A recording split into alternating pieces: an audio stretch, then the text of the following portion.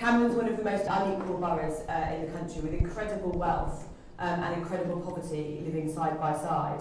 Inequality in Camden is different to inequality in Cheshire, and it's different to inequality in South Wales. We have a particular set of problems in Camden and a particular community that face different sets of problems.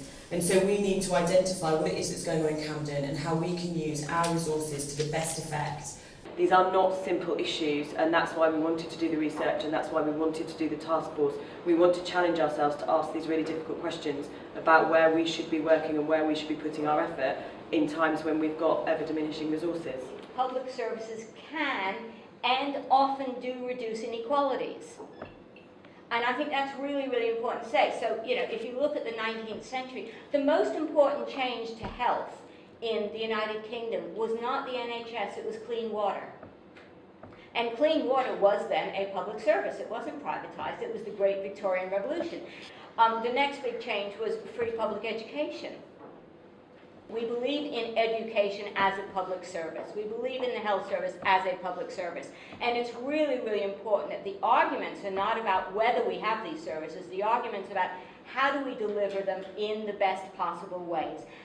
What we want to do is explore the nature and style of public service delivery. So it's not whether you have schools or not, but are there ways to deliver them in ways that reduce inequality rather than increase inequality? Because a lot of the things we do actually do increase inequality. So amongst families, I think it's fair to say that we felt this palpable tension. The rising cost of petrol, the rising cost of food, the rising cost of rent and the decrease in housing benefit entitlements, alongside changes and cuts to local services.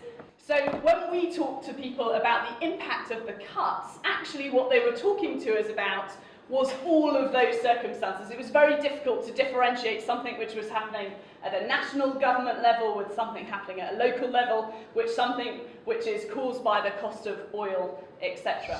Obviously, lots of these cuts are going to be coming in later this year and from April 2013.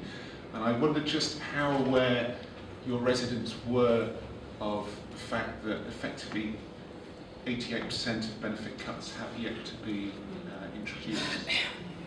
The housing benefit cap doesn't come close to average rents for a family-sized home in Camden, and I and Frank Dobson often use the example that the MPs have given themselves £340 a week for a one-bedroom flat in central London. That's what the benefit system gives for a three-bedroom flat in central London. It is about money. And no matter how much we build community capacity and build resilience and all that, I'd actually rather have the tenner in my pocket. A lot of income inequality is about the tax system, which is not in the gift of Camden.